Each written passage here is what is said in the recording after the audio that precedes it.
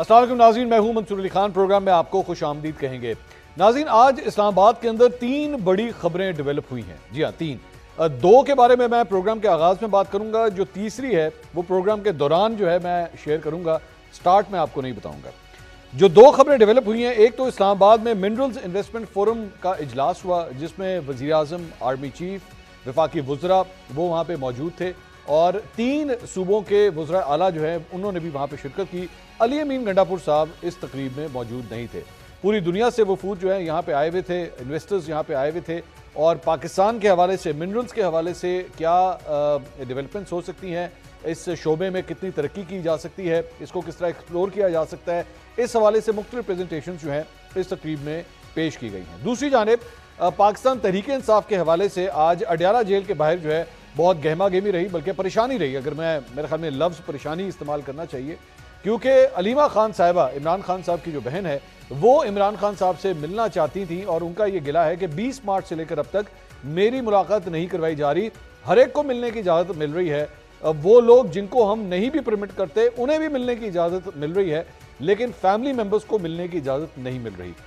इसी दौरान ये पता लगा कि अलीमा खान साहिबा के अलावा जो दीगर बहनें हैं, 2 बहनें, उन्हें मिलने की इजाज़त मिल गई, लेकिन अलीमा खान साहिबा को इजाज़त नहीं मिली। तो दीगर 2 बहनों ने भी कहा कि हम भी नहीं मिलेंगे जब तक अलीमा खान साहिबा को इजाज़त नहीं मिलती। और उन्होंने ये ऐलान किया हुआ था कि मैं अगर इस मरतबा नहीं मिल सकी तो फिर मैं अडयाला जेल के बाहर धरना दूंगी, लेकिन धरना नहीं हो सका। पुलिस ने उन्हें हिरासत में लिया। अब पुलिस का ये कहना है या पंजाब हुकूमत का ये कहना है कि जी हिरासत में हमने नहीं लिया था, ये खुद आके वैन के अंदर बैठ गई थी। लेकिन as we speak right now वो बताया जा रहा है कि एक किसी मार्की के अंदर इस वक्त 3 बहनें और इमरान खान साहब के कज़न हैं कासिम जमान, वो इस वक्त वहाँ पे मौजूद हैं और कुछ पीटीआई के वर्कर्स को भी हिरासत में लिया गया है, वो किसी मार्की के अंदर इस वक्त मौजूद हैं। आखिर इतना सेंसिटिव क्यों हो गया है ये मामला? आखिर अलीमा खान साहबा को मिलने की इजाज़त क्यों नहीं दी जा रही? और पाकिस्तान तहरीक इंसाफ के वर्करों की जानिब से, लीडरों की जानिब से कहा गया था कि जनाब इनको बुलाया जाएगा, ये लोग एहतजाज करेंगे, लेकिन कोई बहुत बड़ी तादाद वहाँ पे एहतजाज करने के लिए नहीं पहुँच सकी। और मतलब अगर आप नंबर्स उठा के देखें केपी असम्बली के, कौमी असम्बली के, सेनेट के, तो ये तादाद अच्छी खासी बनती है, लेकिन गिनती के अफराद या गिनती के रहनुमा जो हैं वो इस वक्त अडयाला जेल के बाहर जो है वहाँ पे आए थे। जो तीसरी खबर है वो आपके लिए एक सरप्राइज़ है, वो मैं प्रोग्राम में आगे चल के डिस्कस करूंगा, लेकिन फिलहाल ये जो अडयाला जेल के बाहर जो कुछ हुआ है ज़रा इसको डिस्कस करेंगे। हमारे साथ मौजूद है सीनियर तज्जियाकार एंकर पर्सन गरीदा फारूकी साहिबा, हमें ज्वाइन कर रही हैं। मुस्लिम लीग नून के सीनियर रहनुमा बिलाल अजहर कियानी साहब आज प्रोग्राम का हिस्सा हैं और हमें ज्वाइन कर रहे हैं पाकिस्तान तहरीक इंसाफ के रहनुमा शौकत यूसुफजई साहब। तीनों मेहमानों का बहुत बहुत शुक्रिया। शौकत साहब, मैं सबसे पहले माजरत आपसे आगाज़ करना चाहूँगा कि ये जो कुछ भी अडयाला जेल के बाहर हुआ है, सलमान अकरम राजा साहब की एक ट्वीट से मैं आगाज़ करना चाहूँगा। उन्होंने फरमाया इमरान खान साहब की बहनों नौरीन बीबी और उज़मा बीबी ने अलीमा आपा के बगैर खान साहब से मुलाकात से इनकार करके साबित किया कि वो मुक़्तदरा की ख्वाहिशात के ताबे नहीं। काश पार्टी के जिम्मेदारान भी ऐसा किरदार रखते। आज लिस्ट में नाम ना होने के बावजूद खान साहब से मिलने वालों ने अताअत गुजारी की, अफसोस। तो ये किसके बारे में बात की जा रही है? बैरिस्टर गौहर गए थे मिलने के लिए और बैरिस्टर अली जफर साहब मिलने के लिए गए थे, इनके नाम नहीं थे लिस्टों में। ये सलमान अकरम राजा साहब जो हैं वो पार्टी के चेयरमैन से नाराज हो रहे हैं। बिस्मिल्लाहिर्रहमानिर्रहीम, बहुत शुक्रिया। देखिए, मेरे ख्याल से मुझे तो इसका इल्म नहीं है कि उन्होंने क्या किसकी तरफ इशारा किया है, ना मुझे इससे कोई ज़रूरत है। असल चीज़ ये है कि हुकूमत बार बार कोशिश कर रही है कि इमरान खान से जो पाकिस्तान तहरीक इंसाफ के मेंबरान हैं उनको मिलने ना दिया जाए और उनकी फैमिली को मिलने ना दिया जाए। और इसका ईद के दिन भी आपने देखा कि उनको नमाज ही नहीं पढ़ने दी गई कि जी सिक्योरिटी ख़तरात है। अब ये हालात बन गए हैं इस मुल्क के जेल के अंदर भी सिक्योरिटी हालात ख़तरनाक है। तो जो जेल मैनेजमेंट के मुताबिक चीज़ें वो उनके भी धज्जियाँ उड़ाई जा रही है। तो अब देखें, एक रास्ता रह गया था अदालत। अब अदालत से कितनी दफ़ा हुक्मनामा आया कि जी इनकी मुलाकात कराई जाए और कितनी दफ़ा कंटेम्प्ट ऑफ कोर्ट हुआ, लेकिन कोई परवाह नहीं। तो इस मुल्क में इस वक्त एक ऐसा कानून चल रहा है जिसमें कोई कानून नहीं है। ऐसे मैं यही कहूँगा, जंगल का कानून है, क्योंकि अदालत की नहीं मानी जा रही, सुप्रीम कोर्ट की, पार्लियामेंट की बालादस्ती नज़र नहीं आ रही, ह्यूमन राइट्स की वायलेशन धड़ाधड़ हो रही है, कोई परवाह नहीं हो रही। नहीं शौकत साहब, लेकिन हालात में शौकत साहब यहाँ पे तो आपकी अपनी जमात की लड़ाइयाँ नहीं खत्म हो रही ना सर, सारे एक दूसरे के ऊपर शक कर रहे हैं। ये मैंने अभी आपको सलमान अकरम राजा साहब की ट्वीट सुनाई है ये मैं तो नहीं कह रहा सर, ये आपकी अपनी पार्टी के सेक्रेटरी जनरल ये इल्जाम लगा रहे हैं।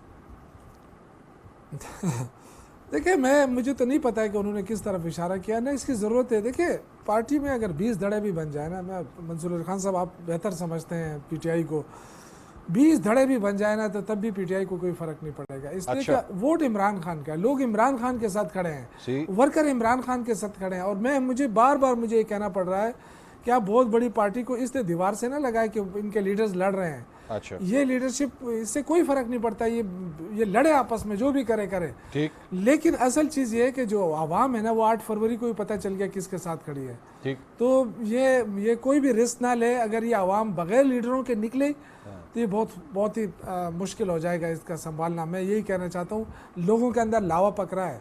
एक तो ये कि आप मुसलसल उनको टार्चर कर रहे हैं, दूसरा ये कि महंगाई हद से ज़्यादा बढ़ रही है, बेरोज़गारी बढ़ रही है, कारखाने बंद हो रहे हैं, इन्वेस्टमेंट नहीं आ रही है, ये बहुत सारी चीज़ें हैं। ठीक। तो ये मेरे ख्याल से जो लावा पकड़ा है ना, ये खतरनाक है, इस पे फोकस किया। बिलाल कियानी साहब, ये क्यों लावा पकाया जा रहा है जी आप लोगों की जानिब से? क्यों आप लोग इतना उबाल लेकर आ रहे हैं कि वो कह रहे हैं कि अगर लीडरलेस हो गई ना पार्टी तो फिर आपसे संभालना मुश्किल हो जाएगा? जी बिस्मिल्लाहिर्रहमानिर्रहीम। मंसूर साहब बहुत शुक्रिया जी अपने शो में दावत देने का। देखिए, संभालना तो खैर इनसे अपनी जमात मुश्किल हुआ है, मगर देखिए बुनियादी बात ये, हमारा ये बुनियादी तरजीह ये नहीं है कि ख़ान साहब से कौन मिल रहा है कौन नहीं मिल रहा।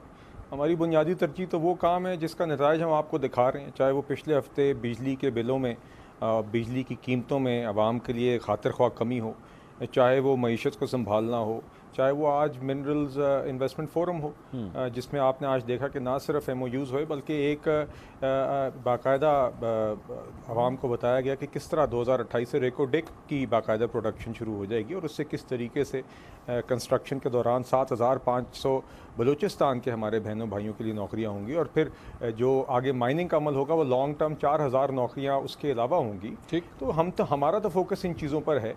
और देखिए, हम तो चाहते हैं कि PTI अपनी ज़ात और अपने आप से, मैं से आगे निकल कर जो उसकी 2 ज़िम्मेदारियाँ भी हैं, एक खैबर पख्तूनख्वा में हुकूमत की, एक अपोजिशन के किरदार की वफाक में, ये किरदार ज़िम्मेदारी से निभाएं। हम तो वेलकम करेंगे अगर ये ऐसी चीज़ करें, मगर हम यहाँ पर ये देखते हैं कि मेरी रिहाई मुझे क्यों नहीं जेल में जाके मिलने दिया, उसको क्यों मिलने दिया, इससे आगे तो इनकी सोच ना जाती है ना कभी चलती है।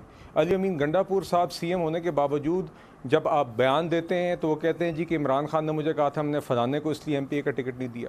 अगर दहशतगर्दी की आग लगी हो खैबर पख्तूनख्वा में तो उस पुलिस को जिसको दहशतगर्दी के खिलाफ इस्तेमाल करना उसको लेके इस्लामाबाद चल पड़ते हैं। जब अली अमीन गंडापुर साहब इस्लामाबाद जाके या अडियाला जाके अपने बानी से मिलते भी हैं तो कभी भी उसके बाद आके ये तो नहीं कहते ना कि इमरान खान साहब ने मुझसे पूछा कि खैबर पख्तूनख्वा की हुकूमत कैसी चल रही है, ठीक, आपने हेल्थ और एजुकेशन में अवाम के लिए क्या कर रहे हैं। तो हम तो चाहते हैं ये अपना किरदार अदा करें, मगर ये खुद उस दोनों जिम्मेदारियों से खैबर पख्तूनख्वा की हुकूमत की और अपोजिशन वाली नहीं निभा रहे और ना निभाने की कोई नीयत दिखा रहे हैं। गरीदा फारूकी साहब, आखिर ये क्यों इतना सेंसिटिव मामला बन गया है कि इमरान खान साहब की एक बहन जो है उनको नहीं मिलने दिया जाता, लेकिन बिलाल साहब कहते हैं कि हमारा इशू नहीं है, हमारे तो एम्स एंड ऑब्जेक्टिव्स उससे बहुत बड़े हैं। आपके ख्याल में बाकी यही हकीकत है या आपके ख्याल में ये मामला कुछ ज़्यादा ही हसास हो गया? बहुत शुक्रिया मंसूर अली खान साहब, आपने तो एक सवाल कर दिया, लेकिन मैं आपके प्रोग्राम की, आपके प्लेटफॉर्म की लिबर्टी लेते हुए जो मिनरल्स इन्वेस्टमेंट फोरम हुआ है उस पर जरा आगे चल के कुछ कमेंट करना चाहूंगी, बल्कि कुछ सवाल भी करना चाहूंगी आपके तवज्जुह से। आपने जो कि अडियाला जेल के बाहर जो आज शो डाउन हुआ है, एक तो मेरा सवाल है, बल्कि बतौर सहाफी मुझे खटक रहा था कि 2 साल में पहली बार ये अडियाला जेल के बाहर शो डाउन क्यों हुआ है। मुझे नहीं पता कि आज फैमिली की मुलाकात का दिन था कि नहीं था, क्योंकि हाई कोर्ट के कुछ अहकामात हैं, वो सारा तफसीली फैसला PTI को ज्यादा पता होगा और पता होना भी चाहिए। लेकिन अगर तो फैमिली से मुलाकात का दिन था तो फिर अदालत के अहकामात की तामील होनी चाहिए थी, फैमिली को मुलाकात की इजाजत होनी चाहिए थी। लेकिन अब मसला ये है कि पीटीआई में इतनी ग्रुप बंदी है, मिसाल के तौर पे जो पॉलिटिकल मुलाकातें हैं, जो लीगल मुलाकातें हैं, उसमें कोई एक शख्सियत को पाबंद किया है अदालत ने कि आप लिस्ट देंगे, उनकी लिस्ट के अलावा भी लोग वहां पे जा रहे होते हैं, जो लिस्ट में नाम होते हैं वो आपस में झगड़ रहे होते हैं, जो लिस्ट के बाहर के नाम होते हैं वो लिस्ट वालों से, तो लिस्ट और डी लिस्ट अजीब ये एक चक्कर चल रहा है यहाँ पर पीटीआई के अंदर। तो एक तो जो पीटीआई की अपनी ग्रुपिंग्स हैं, अपने इख्तलाफात हैं, अब देखें मैं वो खबर सुन रही थी कि मशाल यूसुफजई, उनकी क्या हैसियत है, उनकी क्या हकीकत है पीटीआई के अंदर, शौकत यूसुफजई साहब हमें जरा एनलाइटन करें। मैं देख रही थी खबर की, उन्होंने झाड़ पिला दी, उन्होंने डांट दिया जो इलेक्टेड चेयरमैन है पीटीआई के बैरिस्टर गौहर कि जी मुझे आप मुलाकात करने क्यों नहीं दे रहे। तो ये तो माजरत के साथ पीटीआई में इस वक्त जूतियों में दाल बट रही है, चाहे इनको बुरा लगे चाहे इनको अच्छा लगे, जो भी लगे, लेकिन हम हकीकत इनको बताते रहेंगे।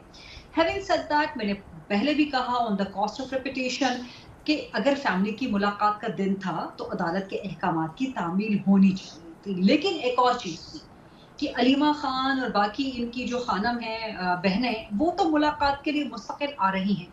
2 साल से इमरान खान के जो साहबजादे हैं दोनों, वो मुलाकात के लिए नहीं आए आज तक। तो उनके मुलाकात ना होने से या उनके मुलाकात के लिए ना आने के हवाले से तो पीटीआई ने कभी कोई शो डाउन नहीं किया, कभी अडियाला के बाहर या कहीं और पे एहतजाज नहीं किया कि जी इमरान खान के साहबजादे आना चाह रहे हैं या वो नहीं आए, या आए और उनकी मुलाकात नहीं होने दी गई। ये बहुत जेन्युइन सवाल है कि आपका सबसे जो इमीडिएट ब्लड रिलेशन है इमरान खान साहब का, वो उनके साहबजादों के साथ है। लेकिन 2 साल हो गए वो तो नहीं आए। गरीजा फारूकी साहबा, जब बड़े मियाँ साहब अरेस्टेड थे तो उनके बेटे भी उनसे मिलने के लिए नहीं आए थे उस वक्त? हमने तब भी यही सवाल किया था। अच्छा, मैंने तो ये सवाल तब भी किए थे कि आने चाहिए थे, चाहे वो वांटेड हैं, चाहे वो इश्तिहारी हैं, चाहे गिरफ्तार हो जाते, लेकिन हमने तब भी यही सवाल किए थे।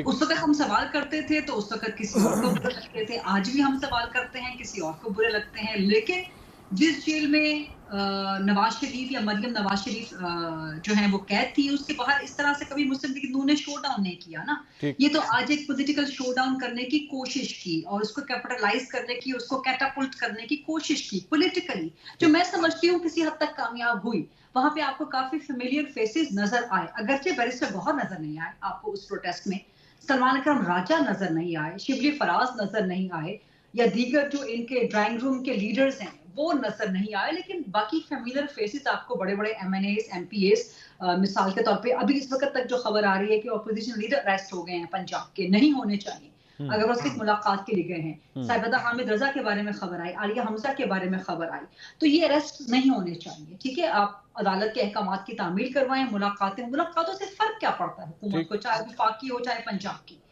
अब मैंने जिस तरह पहले गुजारिश की कि आप ये फोरम की लिबर्टी लेते हुए, इन्वेस्टमेंट कॉन्फ्रेंस मिनरल बड़ा जबरदस्त इनिशिएटिव है, बहुत अच्छा है, इस पे किसी को इख्तलाफ नहीं है, हम सब इस पे मुत्तफिका है। लेकिन एक तो ये सवाल भी बनता है कि चीफ मिनिस्टर केपी वहां से एब्सेंट क्यों थे, नंबर 1।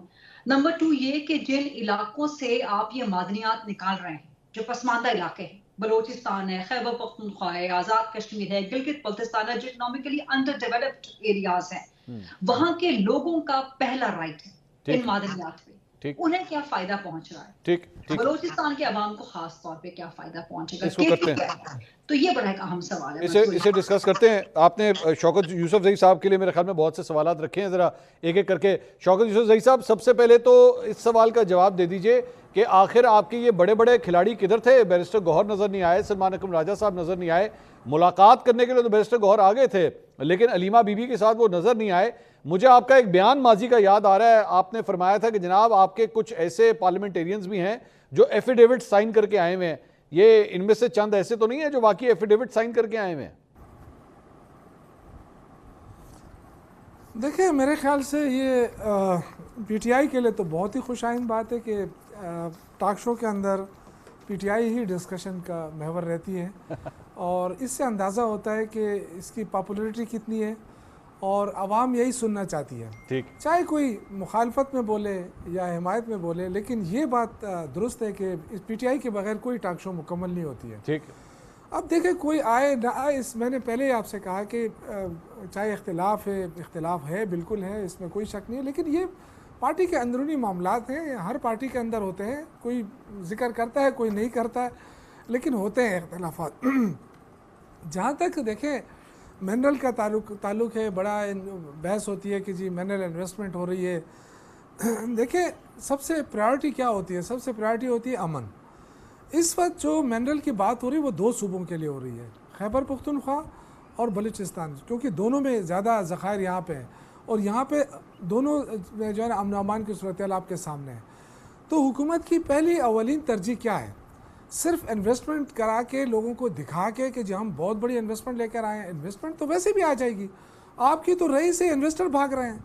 आपके कारखाने पंजाब के अंदर कितने टेक्सटाइल के कारखाने बंद हो गए, आप तो वो नहीं कंट्रोल कर सके क्योंकि अनसर्टेनिटी है, लोग परेशान है और लोगों को यकीन ही नहीं आ रहा है कि यहाँ पे अमन अमान की फ़िज़ा बेहतर है। अल्लाह करे, मैं तो वो पाकिस्तानी हूँ कि मेरा सब कुछ यहाँ है, मैं कहता हूँ खुदा करे कि यहाँ पे इन्वेस्टमेंट आए, क्योंकि हमारे भी पहाड़ हैं, हमारे तो सारे पहाड़ ही है हमारे खैबर पख्तूनख्वा में।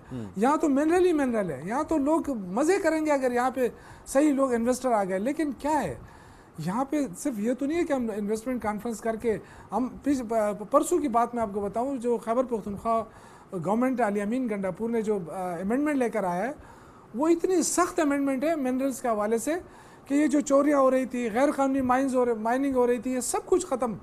अब उन्होंने जो रखे हैं कवानीन बनाए वो तो बहुत ही सख्त कवानीन बनाए। नहीं तो शौकत साहब, वो गंडापुर साहब आज कॉन्फ्रेंस में क्यों नहीं थे? सिर्फ वही चीफ मिनिस्टर थे जो मिसिंग थे, वो किधर गए? वो ज़ाहिर है उनकी नुमाइंदगी हो रही है। अब ज़ाहिर है उन्होंने आके वहाँ पे क्या करना था। हम 18 अमेंडमेंट के बाद जो भी है हमारे पास है, हम उसके लिए कानून साजी भी कर रहे हैं। हम सबसे प्रायोरिटी सर बाकी शौकत साहब बाकी तमाम सूबों के वज़ीर आला वहाँ पे मौजूद थे, सिर्फ एक सूबे के वज़ीर आला वहाँ पे मौजूद नहीं थे। ये गैर हाजिरी बड़ी नोट की गई है। इससे पहले कौमी सलामती कमेटी का इजलास था, उसमें भी पीटीआई ने शिरकत नहीं की। तो आप लोग बड़े अहम जो इजलास होते हैं उससे गैर हाजिर हो जाते हैं? नहीं, कोई अहम की बात नहीं है। देखें हमारे लिए तो अहम ये है कि हमारे लिए अमन आ जाए, तो इन्वेस्टमेंट हमारे लिए खुद ब खुद आ जाएंगे। हमारे अपने लोकल इन्वेस्टर इतने ज़्यादा हैं अल्हम्दुलिल्लाह, और चाइना के लोग इतने ज़्यादा यहाँ पे आए हुए हैं खैबर पख्तूनख्वा में इन्वेस्टमेंट करने के लिए। लेकिन इन्वेस्टमेंट कहाँ करें, कैसे करें? देखिए क्रॉस बॉर्डर टेररिज्म हो रही है। अगर आप कोई ये कहे कि जी हम यहाँ पे कंट्रोल नहीं कर सकते हैं, तो खैर बलूचिस्तान में हमारी हुकूमत तो नहीं है, फिर वहाँ भी क्यों टेररिज्म कंट्रोल नहीं हो रही? लेकिन ये क्रॉस बॉर्डर टेररिज्म है, इसमें वफाकी हुकूमत बिल्कुल फोकस नहीं कर रही है। अब जो भी मेरा भाई आके यहाँ पे बात करता है वो कहते हैं ये गवर्नमेंट तवज्जो नहीं दे रही है अपने। और भाई साहब पंजाब में क्या हो रहा है? सिर्फ टिकटॉक ही हो रहा है ना। मैं आपको चैलेंज करता हूँ, आप ये दोनों बैठे हैं, गरीदा फारूकी भी बैठी हुई है, ये बहुत बड़ी जर्नलिस्ट है, और ये भी बैठी है। मैं अपने दौर के मैं हुकूमत का हिस्सा नहीं हूँ, लेकिन मैं अपने यहाँ पे जो हुए हैं मंसूर साहब आपके ही प्रोग्राम में, यहाँ जितने इकदाम हुए वो, और वहाँ पंजाब में जो है प्रैक्टिकली, ये नहीं टिकटॉक की बात नहीं कर रहा हूँ, जो प्रैक्टिकली काम हो रहा है, जिस पे ये दावा कर रहे थे कि वहाँ सेहत के बहुत बड़ा काम हुआ है सेहत के, और नवाज शरीफ अपने चेकअप के लिए लंदन जा रहा है, ये कोई बात है? अगर इतना ही सेहत का काम हुआ है पंजाब में, तो नवाज शरीफ क्यों जा रहा है लंदन? मैं इजाजत दीजिए, ये बाकी लोग इंसान नहीं है? फिर तो सबका इलाज यहाँ होना चाहिए ना। तो देखिए जब आपका एतमाद नहीं रहा अपने इंस्टीट्यूशन के ऊपर, तो आप लोगों को दर्स ला दें, यहाँ बहुत अच्छा इलाज हो रहा है। बिलाल साहब पहले आप खुद करें फिर लोग। सर बिलाल साहब को जी गरीदा साहब, इजाजत से मैं सिर्फ एक जुमला कहना चाहूंगी कि मेरा ख्याल है कि चीफ मिनिस्टर खैबर पख्तूनख्वा अली अमीन गंडापुर इसलिए नहीं थे आज मिनरल्स इन्वेस्टमेंट कॉन्फ्रेंस में कि वो पब्लिक में मुलाकातें नहीं करते, वो प्राइवेट में मुलाकातें करते हैं एस्टैब्लिशमेंट के साथ, वो छुप के जाते हैं। और अब तो इमरान खान साहब ने उनको टास्क भी दे दिया ना एस्टैब्लिशमेंट से मुलाकात करने का, बात करने का। तो मेरा ख्याल है कि वो पब्लिक में जरा गुरेज कर रहे हैं, जरा वो प्राइवेट में मुलाकात, प्राइवेट मिलना। अच्छा कि गरीदा फारूकी आज किसकी नुमाइंदगी कर रही है? आज प्रोग्राम में गरीदा किसकी नुमाइंदगी कर रही है? आप भी सहाफी हैं। नहीं देखिए बिलाल साहब मौजूद हैं, वो अपनी पार्टी की बात कर लेंगे, आप फिक्र ना करें, आप बिल्कुल फिक्र ना करें। वो नून लीग की बात कर रहे हैं और उन पे अच्छा भी लग रहा है, वो नून लीग की बात कर रहे हैं, उन पे अच्छा लग रहा है। नहीं, काबिल एहतराम मैं हूँ, लेकिन देखिए इंसान अगर आप क्रिटिसिज्म कर रहे हैं तो इसका मतलब है कि आपको कोई क्रिटिसिज्म पंजाब गवर्नमेंट नजर नहीं आ रहा है, वफाक में आपको कोई बिलाल साहब जवाब देते हैं, नजर नहीं आ रही जिस पे आप बात कर सकें। वो बिलाल साहब अभी इसका जवाब देंगे। बिलाल साहब जवाब देना, वो तो जी मैं बिलाल साहब से पूछता हूँ। बिलाल साहब, शौकत साहब की कोई गुफ्तगू आपने सुनी? उन्होंने कहा ऐसी कॉन्फ्रेंसेस का क्या फ़ायदा जब टेररिज्म नहीं संभाली जा रही, इन्वेस्टमेंट्स जो हैं वो सेफ नहीं है, पंजाब का और केपी का उन्होंने कहा मुआवजा कर लें, कोई मुआवजा ही नहीं बनता जितना काम हमारे यहाँ पे हुआ है। पंजाब में सिर्फ टिकटॉक चल रही है। मंसूर साहब, बात यह है कि इनकी तो ख्वाहिश रही है ना 3 साल से कि मुल्क डिफ़ॉल्ट कर जाए, कोशिश भी पूरी की। और पिछले साल फरवरी में जब इनको एक मौका भी मिला था पीपल्स पार्टी से कोई बात स्टार्ट करने का, हुकूमत बनाने का, तो ये क्यों भागे? इसलिए भागे क्योंकि इनका ख्याल था कि ये हालात नहीं संभाले जा सकते। तो इनको दुख असल में इस बात का है कि जब 2022 में भी मुल्क को डिफ़ॉल्ट कराने की कोशिश की, तैमूर झगड़ा साहब और शौकत तरीन साहब की ऑडियो लीक भी सामने आ गई, IMF को बार बार चिट्ठियां भी सामने आ गई, वो सब कुछ फेल हो गया। इनका तो ये ख्याल था पिछली साल जून तक या गर्मियों में इतने हालात मुश्किल हो जाएंगे कि संभाले नहीं जाएंगे। आज दुख इस बात का है असल में कि महंगाई की शरह रिकॉर्ड लो पर है, कि आज फरवरी 2024 के मुकाबले में बिजली की कीमतें और पेट्रोल की कीमतें दोनों कम हैं। बिजली की कीमत तो खातिर ख्वाह कम है जो पिछले हफ्ते कम हुई, आज मईशत संभल गई है, आज स्टेबिलिटी, मुआशी स्टेबिलिटी आ गई और आगे काफ़ी हमने अभी मराहिल तय करने हैं, मगर उन मराहिल की तरफ सिमत हमारी ठीक है।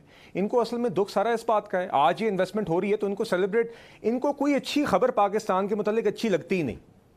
ना किसी शहीद या शोहदा के जनाजों में शिरकत इनको मुनासिब लगती है, ना इवन ताज़ीयत करना मुनासिब लगती है, ना मुल्क की कोई अच्छी मुआशी खबर पर सिर्फ ये कह देना कि मुल्क की बेहतरी हुई अच्छी बात है इनको मुनासिब लगती है। देखिए बात यह है मंसूर साहब कि PTI की अभी कुल हकीकत तो ये है ना जी कि जितनी मर्ज़ी ये बातें कर लें, इनकी हकीकत तो आज़म स्वाति साहब की एक वीडियो में सामने आ गई। वही बात थी जो हम कहते आ रहे हैं।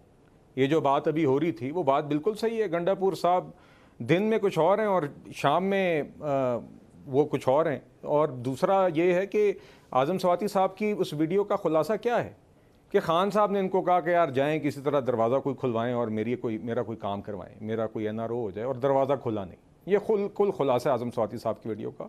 एक शख्स है जिसने कभी सियासी जमातों के साथ कोई बातचीत नहीं की, हमेशा बैसाखियों पर अपोजिशन की और हुकूमत की, बैसाखियों पर बना। वो शख्स आज उसने पहले पाँव पकड़ने की कोशिश की, नहीं काम हुआ तो धमकियाँ देने की कोशिश की, अब वापस वो कोई और तरीके ढूंढ रहे हैं।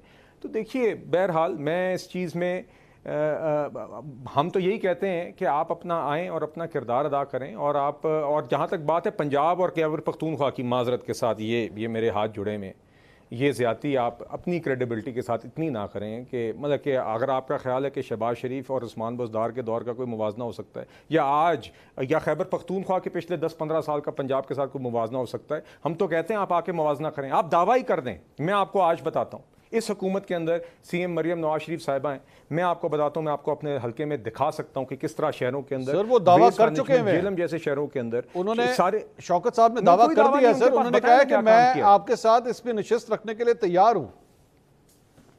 सर ये कहते हैं, हम तो कहते हैं अली अमीन गंडापुर साहब आके दावा कर दें, ये कर लें, नशिस्त रख लें।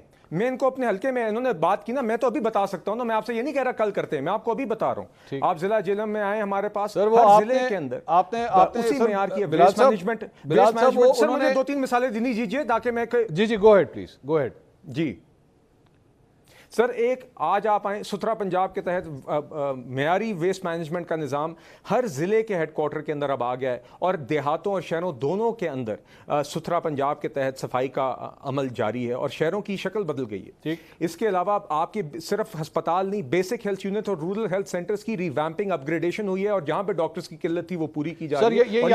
यहाँ पे मेरे जिले में इस यहाँ पे उन्होंने अस्पताल की जो आपने बात की ना, इसी पे उन्होंने कहा जी नवाज शरीफ साहब फिर बाहर क्यों जा रहे हैं इलाज करवाने के लिए। सर मैं आपको सर नहीं, कुछ ट्रीटमेंट्स के लिए आप कभी कभी किसी स्पेशलिस्ट के लिए बाहर जाते हैं, मगर पंजाब में has the best health care in the country. Khyber Pakhtunkhwa से हमारे बहन भाई रावलपिंडी इंस्टीट्यूट ऑफ कार्डियोलॉजी में आके अपना इलाज करवाते हैं, क्योंकि उनको कार्डियोलॉजी का वो मयार वहां पे नहीं मिलता पेशावर में। ये Rawalpindi institute of cardiology alone सिर्फ नॉर्थ पंजाब नहीं बल्कि खैबर पख्तूनख्वा की सारी ट्रैफिक को वो केटर करता है। ये शहबाज शरीफ साहब की पिछली हुकूमत में 13 से 18 के दरमियान, ये सिर्फ मैंने आपको एक मिसाल दी है। आप मुझे बताइए मंसूर भाई कि क्या कोई मवाजना है पंजाब में मुस्लिम लीग नून की गवर्नेंस का और किसी और की गवर्नेंस का पिछली 3 दहाइयों? अच्छा, ये हम तो आके दावा करते हैं और हम जी। आपको साबित करते हैं और मिसालें दिखाते हैं डेवलपमेंट की। हम तो आपसे कहते हैं कि अली अमीन गंडापुर साहब आके कोई दावा ही कर दें। आप मुझे पिछले 1-1.5 साल के अंदर अली अमीन गंडापुर साहब का कोई एक बयान बता दें कि उन्होंने आके कहा कि हमने ये आवाम के लिए किया है जिसको हम डिबेट कर सकें, या कभी अली अमीन गंडापुर साहब खान साहब से मिलकर आए हों मेरा और ख्याल उसके में- बाद हमें आपको या मीडिया को सर ये बयान दिया खान साहब ने कि मैंने आज पूछा है कि मेरी खैबर पख्तूनख्वा की हुकूमत अवाम के लिए क्या कर रही है। ठीक, अपनी रिहाई, अपनी ज़ात, अपनी अना, इसके अलावा कोई बात नहीं। और अली अमीन गंडापुर साहब से आज भी आप कोई बात करें तो वो कहें आतिफ खान फलाना है, फलाने मेरी दूसरी जमात का फलाना है। हम तो खुद कहते हैं आप इस हेल्थी कंपटीशन में आए, खैबर पख्तूनख्वा की आवाम की भी खिदमत करें। ये एक हेल्थी कंपटीशन है, इसमें आपको आना चाहिए और अपोजिशन का किरदार वफाक गरीदा फारूकी साहिबा, आपका न्यूट्रल पॉइंट ऑफ व्यू इस हवाले से, तरक्की के हवाले से खैबर पख्तूनख्वा और पंजाब का, आपकी क्या राय है? शुक्रिया मंसूर अली खान साहब ये क्वेश्चन पुट अप करने के लिए। देखिए, बहुत सी ऐसी चीजें हैं जहां पे खैबर पख्तूनख्वा की हुकूमत अली अमीन गंडापुर के अंडर अच्छा काम कर रही है, लेकिन प्रॉब्लम पता क्या है पाकिस्तान तहरीक इंसाफ की केपी में अब वाली हुकूमत को, कि उनकी सोशल मीडिया प्रोजेक्शन नहीं है जितनी पॉलिटिकल पार्टी की प्रोजेक्शन है उनके कामों की। मिसाल के तौर पे IMF का प्लान सारे सूबों में से खैबर पख्तूनख्वा ने जो है बड़ा जबरदस्त अपना पूरा किया है। ठीक, जो खजाना है जो कि डेवलपमेंट के प्रोजेक्ट्स पे लगना है, वो टारगेट भी खैबर पख्तूनख्वा ने बड़े अच्छे तरीके से अपना पूरा किया है। ठीक, हेल्थ के मामलात में बड़े अच्छे काम कर रहे हैं इस वक्त खैबर पख्तूनख्वा में PTI की हुकूमत। बहुत सी जगहों पर बहुत सी चीजें ठीक होने की जरूरत है, लेकिन कुछ अच्छे काम हैं जो चंद एक मैंने आपको गिनवा दिए, लेकिन वो इतने ओवर शैडोड हो रहे हैं वो अली अमीन गंडापुर के एक होलो पॉलिटिकल परसोना से, कि उनकी जो मुलाकातें हैं अडियाला में, उनकी एस्टैब्लिशमेंट के साथ जो मुलाकातें हैं, कभी वो गायब हो जाते हैं, कभी वो हब से बेजा में चले जाते हैं, कभी मर्जी से चले जाते हैं, कभी चाय पीने चले जाते हैं, कभी पेस्ट्री खाने चले जाते हैं। दीगर उनकी जो एक्टिविटीज है ना, जो उनकी गैर निसाबी सरगर्मियां हैं, वो उनकी उसमें ज्यादा उलझ के रह गए हैं। तो PTI की खैबर पख्तूनख्वा की हुकूमत जहां पे अच्छे काम कर रही है, तो उनकी उतनी सोशल प्रोजेक्शन नहीं है। इसके मुकाबले पे पंजाब हुकूमत, मैं समझती हूँ कि उनकी जो प्रोजेक्शन है, जो उनकी परसेप्शन मैनेजमेंट है, वो KP के मुकाबले में बहुत अच्छी है। एंड मरियम नवाज शरीफ साहिबा चूंकि पहली खातून चीफ मिनिस्टर हैं, उनको वो एज भी हासिल है, फिर चूंकि she dresses up very nicely, she keeps herself so well, so वो चीजें बड़ी हाईलाइट हो जाती हैं। एंड बतौर फीमेल चीफ मिनिस्टर भी उनको एक एज हासिल है, लेकिन इसके साथ साथ वो भी अच्छा काम कर रहे हैं। लेकिन गरीदा फारूकी साहब, अगर अली अमीन गंडापुर साहब सूट पहनना शुरू कर दें तो बेहतर हो जाएगा काम आपके ख्याल में? मैंने पहले आपसे गुजारिश की ना कि मरियम नवाज साहिबा को पहली फीमेल चीफ मिनिस्टर होने का भी जो है ना एक एज हासिल है, तो वो जरा नजर में ज्यादा आ जाती है। फिर पंजाब का खैबर पख्तूनख्वा, आपको पता है कि पंजाब की आबादी सबसे ज्यादा है पाकिस्तान में, सो अल्टीमेटली आपकी पंजाब पे नजर सबसे ज्यादा होती है। लेकिन मैं एक चीज और कहने जा रही थी कि पंजाब में बहुत तेज रफ्तारी के साथ, with an over speed, not Shehbaz speed, not Maryam speed, not Nawaz speed, with an over speeding इतने ठकटक काम होते चले जा रहे हैं कि मेरा ख्याल है कि उनका फॉलो अप कोई नहीं है, और वो काम बहुत अच्छे हो रहे हैं। बहुत प्रोजेक्ट्स मरियम नवाज शरीफ साहिबा लेके आ रही हैं, लेकिन उनका फॉलो अप कोई नहीं है, उनकी सस्टेनेबिलिटी पे बहुत से क्वेश्चंस हैं। इसके साथ साथ आज नवाज शरीफ साहब ने खबर आई कि सिविल सेक्रेटेरिएट में एक इजलास किया। In what capacity? वो चीफ सेक्रेटरी वहां पर मौजूद थे, पंजाब के उनके अंडर बैठे हुए थे नवाज शरीफ साहब के। ठीक है, वो साबिक प्राइम मिनिस्टर हैं, साबिक चीफ मिनिस्टर हैं, लेकिन जब आप इस तरह से मिसाल के तौर पे अब आप हम सवाल करते हैं, हम एतराज करते हैं कि बुशरा बीबी क्यों वज़ीर आला हाउस KP में बैठ के इजलास कर रही थी, क्यों हुकूमत चला रही थी? तो ये सवाल हम पंजाब में भी करेंगे कि नवाज शरीफ साहब फिर किस कैपेसिटी में अंदरून लाहौर को खूबसूरत एंड ब्यूटीफाई करने के लिए। पॉइंटेड आउट, मुझे इजाजत बहुत अच्छा है, इजाजत दीजिए। उसकी जो एग्जीक्यूशन है वो एक नॉन इलेक्टेड पर्सन क्यों कर रहा है on the same formula and on the same standard जो हम खैबर पख्तूनख्वा में बुशरा बीबी के हुकूमत मुबैना तौर पे चलाने के हवाले से कर रहे थे। अच्छा, ये शौकत यूसुफ ज़ई साहब, ये एक जो गरीदा फारूकी साहिबा ने एक बीच में जुमला कहा कि गंडापुर साहब की गैर निसाबी सरगर्मियाँ, इसकी वजह से आप लोगों के काम के ऊपर जो है एक पर्दा आ जाता है या चादर आ जाती है जिससे आपके काम नहीं पता लगते। सर, ये क्यों हो रहे हैं? ये गैर निसाबी सरगर्मियाँ ऐसी क्यों हो रही हैं? आप लोगों की पसे पर्दा की मुलाकातें, कई कई घंटों के लिए गायब हो जाना, ये क्यों हो रहा है शौकत साहब इस तरह? अच्छा, आपने बड़ा अच्छा नाम दिया, गैर निसाबी सरगर्मियाँ। देखिए, अब ये तो मेरे नॉलेज में ऐसी कोई बात है नहीं कि मैं आपको बता दूं ना। नहीं, मेरे का मुझे तो नहीं पता है कि गैर नसाबी सरपैरे तो या अच्छा, वैसे ऑन अ लाइटर नोट, अच्छी उर्दू मुझे आती नहीं शौकत साहब, ऑन अ लाइटर नोट, ये जिन सरगर्मियों की बात कर रही है ये निसाबी सरगर्मियां कहलाई जानी चाहिए।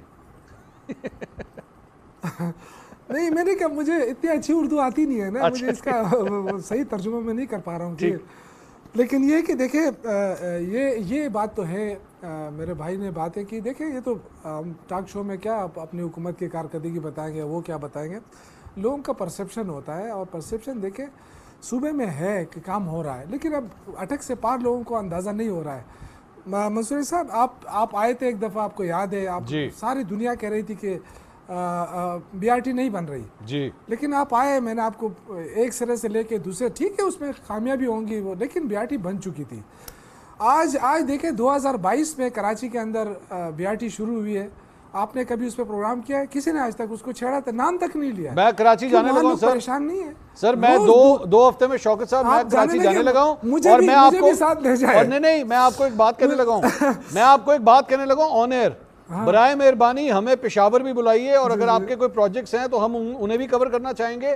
पंजाब में अगर नून लीग के प्रोजेक्ट्स हैं उन्हें भी कवर करना चाहेंगे, हम सबको बराबर का मौका देना चाहेंगे। यस, देखिए बिल्कुल, अब देखें ये हम सबका मुल्क है, अगर ये बेहतर होगा, अच्छा होगा, सियासत तो होती रहेगी ना। जी हाँ, सियासत में एक दूसरे पे टॉक शो में हम तनकीद कर लेंगे, लेकिन असल चीज़ क्या है कि वाकई मुल्क की मईशत बेहतर हो सकती है।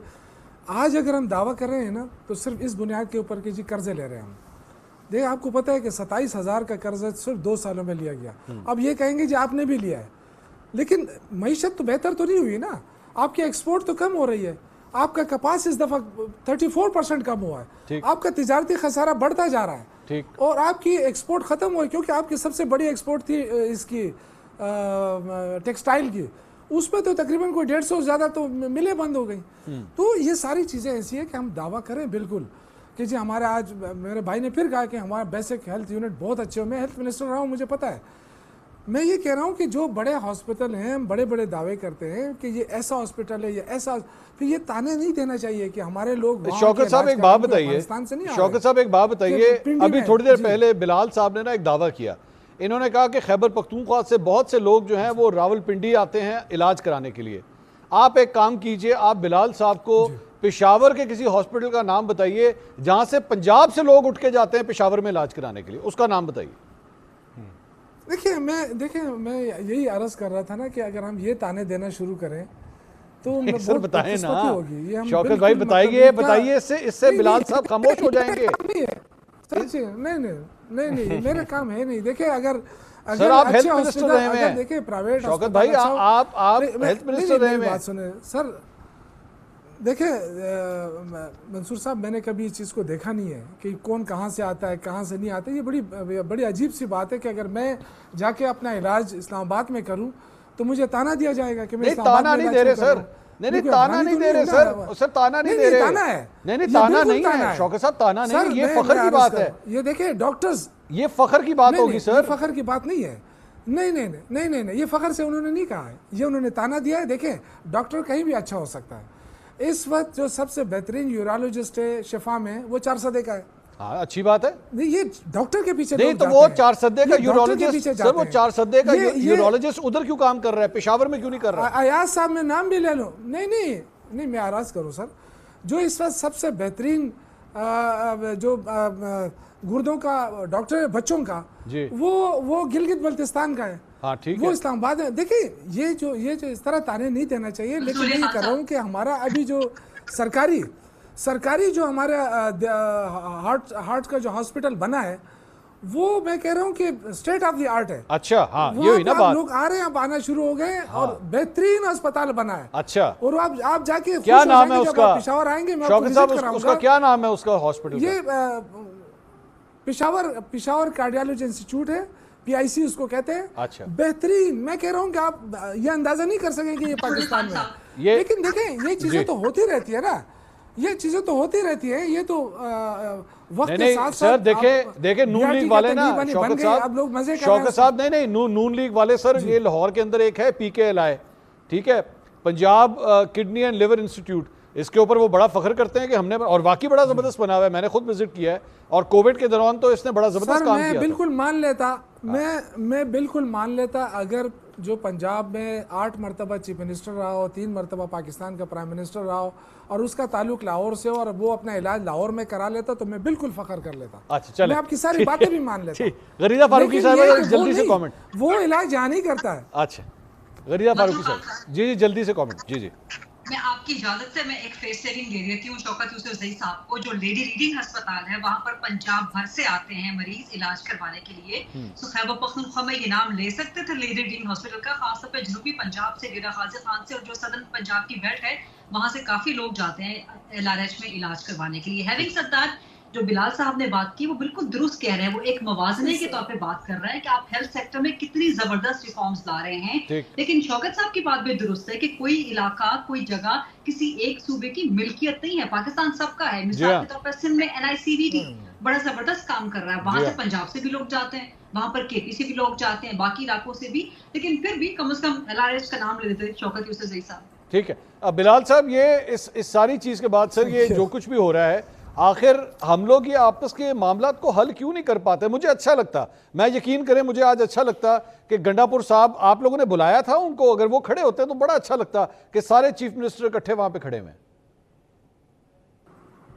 ये देखिए मेरा ख्याल है जी, मेरी अंडरस्टैंडिंग यही है कि दावत दी गई थी और इसलिए उन्होंने फिर ये शायद मुजम्मिल साहब को भेजा है। मगर अब मैं क्या कहूँ जी, इनके पास तो हर जगह पे ना आने के बहाने होते हैं जी। चाहे वो फ़िलिस्तीन की ऑल पार्टीज़ कॉन्फ्रेंस हो, चाहे वो PTI की सिक्योरिटी ब्रीफिंग में शिरकत हो, चाहे वो मुज़ाकरात की मेज़ से उठ के चले जाना हो, और चाहे आज ये मिनरल्स कॉन्फ्रेंस हो। तो देखिए अब आप अपनी ज़िम्मेदारियाँ अगर नहीं दबाना चाहते और अपनी ज़ात और अपनी अना को ही आगे रखेंगे और कौमी इश्यूज़ के ऊपर भी अपने फ़र्ज़ नहीं निभाएंगे तो ये तो खैर अब आपकी मर्ज़ी है ना जी, मगर मुल्क तो अब इसका मुतहम्मिल नहीं है कि आपका इंतज़ार करे।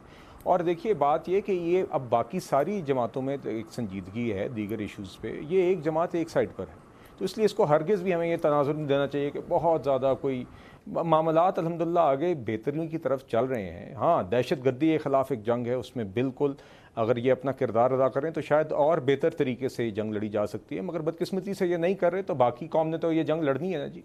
नहीं, लेकिन बिलाल साहब ये कहना चाहूँगा, एक मंसूर भाई, मैं बिलाल साहब से एक मैं आ रहा हूँ शौक साहब, बिलाल साहब एक सिर्फ सवाल कि दहशत गर्दी के खिलाफ अगर जंग लड़नी है सर, उसमें KP का सूबा तो बड़ा अफेक्टेड है और वहाँ पे वो कह चुके हैं गंडापुर साहब के भाई ये मैं अगवान शहरियों को इस तरह नहीं निकालूंगा जिस तरह आप लोग ये कह रहे हैं कि जनाब निकालना शुरू करें इनको, मैंने नहीं करना यहाँ पे। ये देखिए मंसूर साहब, मैं तो ये कहता हूँ कि जो भी इश्यूज़ हैं अब आप अपना किरदार अदा करें ना, आप आएँ बैठें।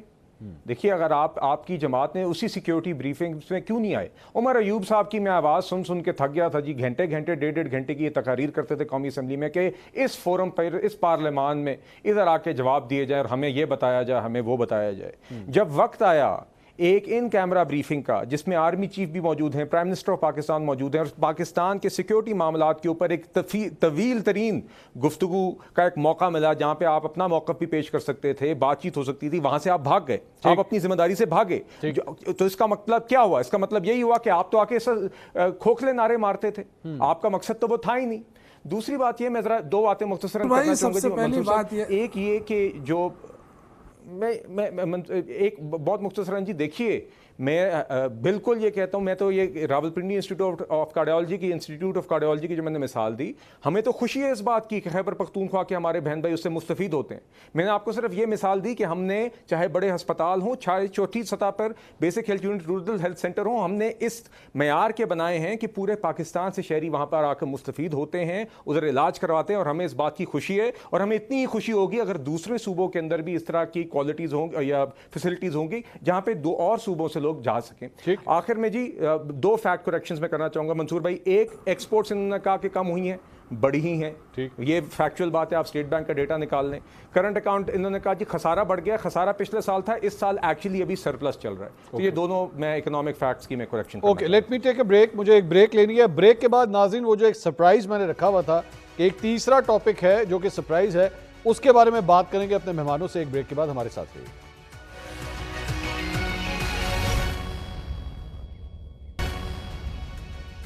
नाज़रीन welcome back after the break. नाज़रीन, पिछले 3-4 दिन के अंदर एक नई कंट्रोवर्सी ने पाकिस्तान तहरीक इंसाफ को घेरा और वो था आज़म सवाती साहब का बयान, जिसमें उन्होंने कहा कि मुझे इमरान खान साहब ने ये हुक्म दिया है कि आप इस्टेब्लिशमेंट से गुफ्तगू शुरू करें, उनसे बातचीत का आगाज़ करें। लेकिन उसके बाद जो पाकिस्तान तहरीक इंसाफ के करता धरता हैं, बैरिस्टर गौहर हो गए या दीगर अफराद हो गए, उन्होंने कहा नहीं, ये अब की बात नहीं है, ये पुरानी बात है, लेटेस्ट ऐसी कोई बात नहीं हुई। लेकिन आज इसके अंदर एक नया मोड़ आया है और बैरिस्टर अली जफर साहब, जो कि आज इमरान खान साहब से मिलने के लिए गए थे, उन्होंने इस बात की तस्दीक कर दी है कि इमरान खान साहब ने आज़म सवाती साहब को यही हुक्म दिया है कि वो फौज के साथ या इस्टेब्लिशमेंट के साथ बातचीत का आगाज़ कर दें। बैरिस्टर अली जफर साहब आसमा शिराजी साहिबा के शो में तशरीफ लाए हुए थे, क्या फरमाया है सुनिएगा जरा। जो दो बड़ी अहम बातें थी वो ये थी कि एक तो उन्होंने कहा कि जहाँ तक ताल्लुक है हमारा मुज़ाकरात का या कोई डायलॉग का, जो स्वाति साहब ने जो किया था एक वीलॉग, और उसमें मैंने पूछा उनसे कि आपने क्या इंस्ट्रक्शन दी थी, तो उन्होंने यही कहा कि हाँ, मैंने कहा था कि अगर मुल्क और कौम के लिए ज़रूरत है किसी किस्म की मुज़ाकरात की या डायलॉग की, तो वो ज़रूर उनको मैंने परमिशन दी है। और उसमें मैंने बड़ा वाज़ेह तौर पे ये कहा है कि मेरा ज़ाती कोई उसमें मुफाद ना ढूंढा जाए, ना बात की जाए। तो शौकत यूसुफ ज़ई साहब, ये तो अब तस्दीक हो गई इस बात की कि खान साहब ने ही कहा है कि बातचीत का आगाज़ कर दिया जाए। अब तो मेरे ख्याल में कोई शक तो नहीं रह जाता इस बात में।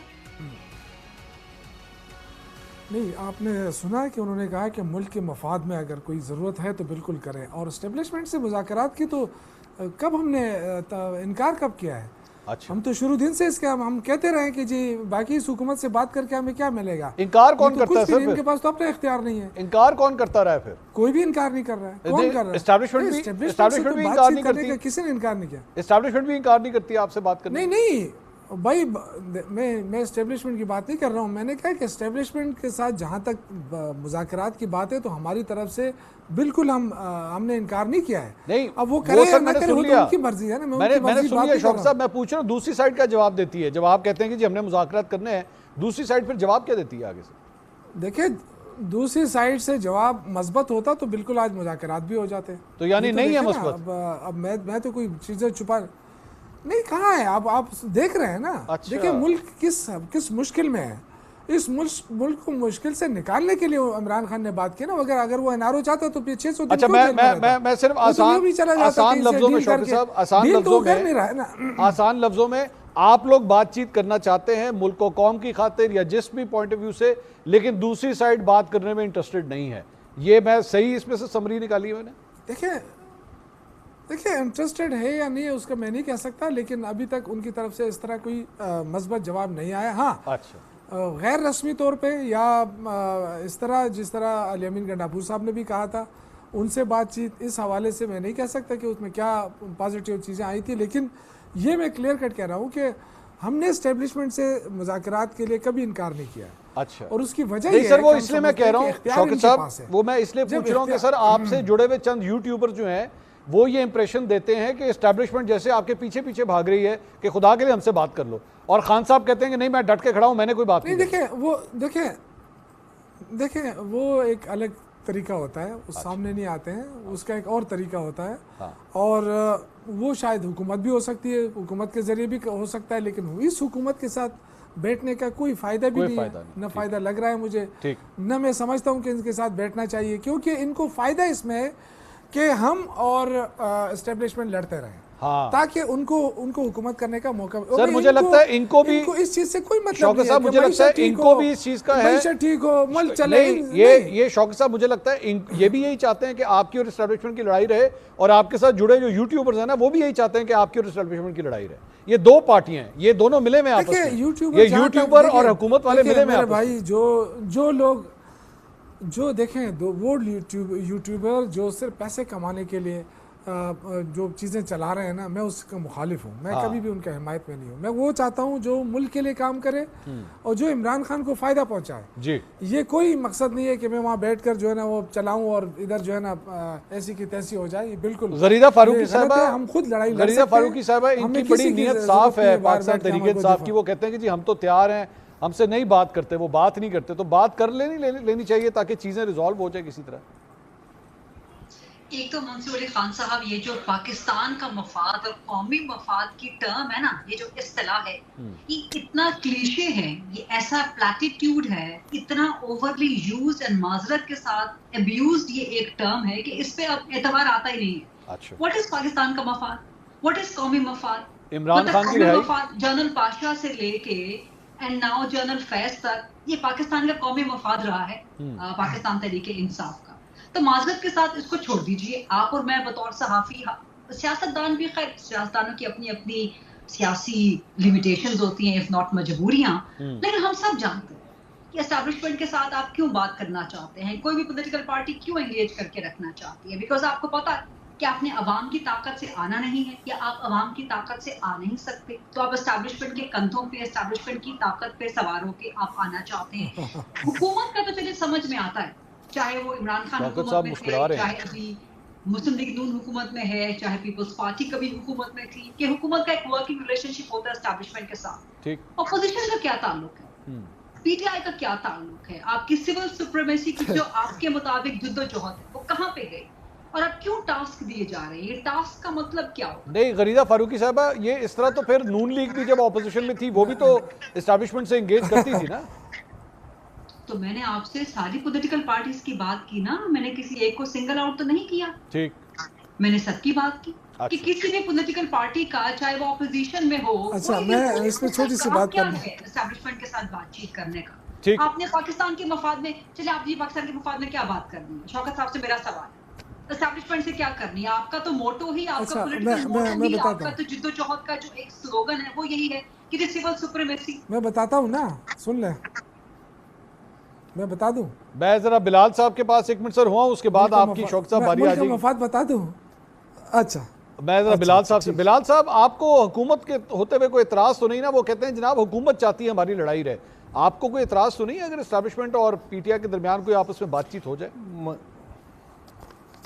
मंसूर साहब, हम तो ये कहते हैं, आप कि पीटीआई दावा करती है कि एक मेन स्ट्रीम जमात है, कौम के मफाद का सोचती है। जी हाँ, आपकी खैबर पख्तूनख्वा में हुकूमत है, वहाँ पे अपनी ज़िम्मेदारी निभाएं। आपका एक अपोजिशन का किरदार है, कौमी असम्बली में आके सिर्फ अपनी एक मुजरिम की रिहाई की कॉलें देने के बजाय और किताबें मेज़ पे मार के और कागज़ फाड़ने के बजाय और नारे मारने के बजाय आप वहाँ पर आके कौमी इश्यूज़ के ऊपर अपना किरदार अदा करें। सिक्योरिटी ब्रीफिंग से ना भागें, all parties conference on Palestine पे इससे आप ना भागें, आप मुआशी मईशत के अंदर अपना किरदार अदा करें। हम तो कहते हैं, देखिए Mansoor sahab, we are not obsessed with Imran Khan the way Imran Khan was obsessed with Nawaz Sharif. जब इमरान खान साहब वज़ीर आज़म थे ना, तो उनका तो काम ही यही था कि बतौर थानेदार सुबह उठ के कहते थे कि इनके जेलों में क्या हो रहा है। हम मुल्क के मसाइल को हल करने की तरफ चले हुए, मईशत के अंदर ऐसी इंप्रूवमेंट जो किसी की भी तवक्को नहीं थी। आप even the optimist did not think कि आज जिस तरह की स्टेबिलिटी, जिस तरह के हमने रिजल्ट 1 साल में अचीव किए, काफ़ी काम बाकी है, मगर जहाँ तक हम आज पहुँचे, काफ़ी लोगों का ख्याल था यहाँ तक हम नहीं पहुँचेंगे कि आज बिजली और पेट्रोल की कीमतें कम हो रही होंगी। तो हमारा फोकस उस पर है। मंसूर साहब, आखिरी बात यह कि देखिए, आज़म सवाती साहब की वीडियो वही चीज़ जाहिर करती है जो हम कहते आए हैं कि ये देखिए, और आज आपने कहा कि अली ज़फ़र साहब ने उस पर मोहर लगा दी है। जी, एक बंदा है जिसने अपोजिशन बैसाखियों पर की, जिसके धरने और कुर्सियाँ बैसाखियों पर मिले उसको, उसकी हुकूमत बैसाखियों पर बनी, उसकी हुकूमत बैसाखियों पर चली। आज वो फिर से बैसाखियों की तलाश में है, आज वो तलाश में है, मगर वो दरवाज़ा खुल नहीं रहा। शौकत साहब, आपसे, आप गरीदा फारूकी साहिबा ने सवाल रखा था आपके सामने कि आप चाहते क्या हैं एस्टैब्लिशमेंट से? जो एस्टेब्लिशमेंट इस जाली हुकूमत को सपोर्ट कर रही है, जाली लीडरशिप को सपोर्ट कर रही है, उसको सपोर्ट ना करे, क्योंकि इसने इस मुल्क के तबाही में बहुत बड़ा रोल अदा कर दिया है। दूसरी ये है कि ये मईशत पे तो तवज्जो नहीं दे रहे हैं, सारा फोकस पीटीआई के क्रैकडाउन पे लगा हुआ है। तो ज़रा मुल्क की मईशत पे ये फोकस करे ना, तो ये तो फोकस इनका तो सारा फोकस, चाहे वो पंजाब की हुकूमत हो, चाहे वफाक की हुकूमत हो, वो तो पीटीआई के खिलाफ क्रैकडाउन में लगी हुई है। तो एस्टेब्लिशमेंट से बातचीत का तो हमने कभी इनकार ही नहीं किया है। तो ये कोई नई बात तो है नहीं कि नई बात आ गई, इनको एक बात मिल गई। शौकत साहब, आप ये फरमा रहे हैं कि वो इन्हें सपोर्ट करना छोड़ दें। सर, आप जब हुकूमत में थे तो क्या उसी तरह ही जिस तरह उस वक्त की एस्टैब्लिशमेंट ने आपको सपोर्ट करना छोड़ दिया था, आप चाहते हैं दोबारा वही एपिसोड हो पूरी तरह? नहीं, तो एस्टेब्लिशमेंट देखे ना, अगर हमने सपोर्ट ले ली थी सपोज, अब तो नहीं ली है ना। अब तो ये कहते रहे ना कि इनकी तो पार्टी नहीं है, इनके साथ तो वोट ही नहीं है, तो सिर्फ कंधों पे चढ़ कर आते हैं। तो ये 8 फरवरी को वोट लोगों ने किसको दिया? वो तो बात साबित हो गई ना। अब तो टोटली जाली हुकूमत बनी हुई है।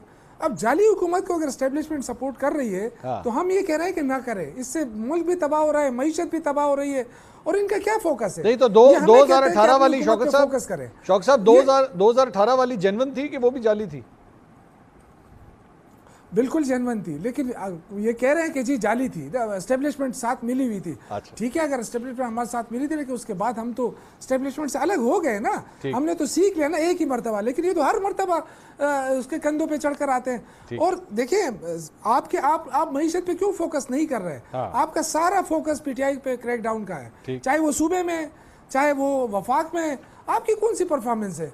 वफाक अपनी परफॉर्मेंस बताए ना। बहुत चीनी शुक्रिया, माफिया बहुत क्या शुक्रिया शौकत यूसुफजई साहब, बिलाल कियानी साहब, गरीदा फारूकी साहब, बहुत बहुत शुक्रिया। नाज़रीन, प्रोग्राम से अब तक के लिए इतना ही। कल आपसे दोबारा मुलाकात होगी। अल्लाह हाफ़िज़।